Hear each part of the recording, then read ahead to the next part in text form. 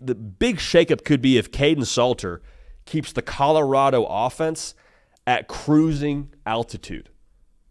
Kind of a wild statement, but let's say it again. If Kaidon Salter keeps the Colorado offense juiced up to where that's the tip of the spear for them, and that allows them to play the style of ball they want to play, what's happening in college? What's happening in the Big 12?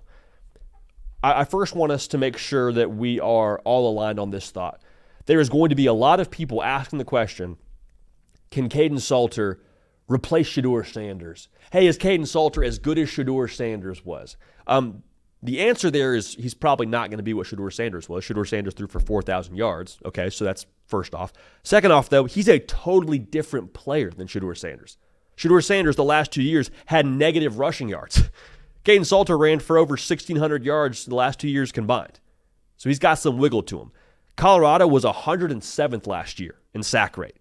Translation, whether you want to put it on Shedeur or whether you want to put it on the offensive line, there's still some things being worked out there. Now, it was improved from a year before, but they're still trying to get their footing there.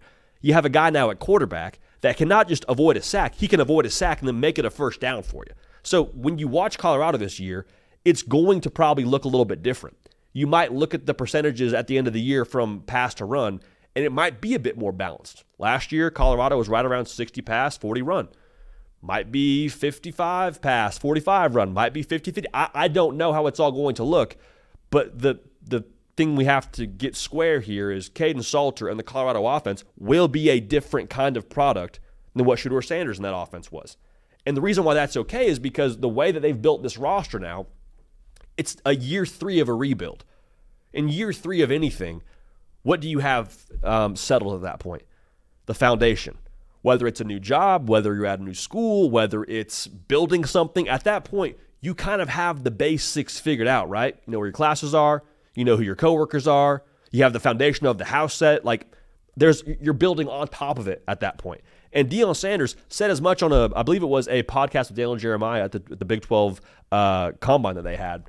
He's like, we probably won't have a Travis Hunter or a Shedeur Sanders, but overall, our talent level will be better. And that's not just him saying that on the microphone. We've said it multiple times on this show. He's telling you that by how they're not using the portal the same way. They're not going after 50 guys in the transfer portal. It's a lot less. Why? Because they don't need quite as much. And so, to speak to Kaidon Salter, when you talk about what he has around him, it may not be the Travis Hunter names, but there's still some names that maybe people don't know just yet that are going to be big-time contributors.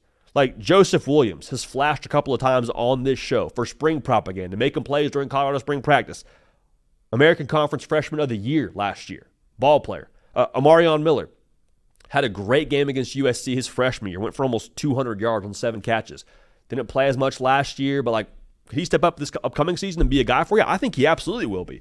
If we've learned anything about Deion Sanders and the way that he is doing business at Colorado and the way that football team rolls at Colorado, is just whatever you believe about them in the preseason, hold that very loosely. Because preseason 2 years ago, we're all like, they got national title runner-up TCU for their first game. They're going to get rolled. Nope. Colorado won and put egg on all of our face. Cool. Year 2, hey, if they could just make a bowl game, great. Just make a bowl game. That'd be success. They go out and win 9 games. I think that Kaidon Salter keeping this offense at a cruising altitude would keep Colorado in that same altitude from a wins perspective. And if that happens, there is chaos across the Big 12 once again, because Colorado plays a lot of teams that could find themselves in Jerry World, from BYU to Iowa State to Arizona State. Also, they get all 3 of those teams at home. And then for the cherry on top, I believe they play one of the Big 12 favorites at Kansas State for the final game of the regular season. So my expectation around this is I am expecting this to happen the same way that I'm expecting to laugh at a Shane Gillis stand-up that I've never seen. I kind of know what I'm getting into. I kind of understand how this whole thing is going to work and feel and look, but I've never actually seen this show, never actually gone to this specific show. But Deion Sanders is in charge. I've seen Kaidon Salter play football. I saw him play at a really high level 2 years ago at Liberty. I think it's probably going to work out. So Kaidon Salter, I think he will keep Colorado at a cruising altitude offensively, and I see no reason why Colorado will take a step back when it comes to what the Big 12 is and where they stand in the pecking order out there.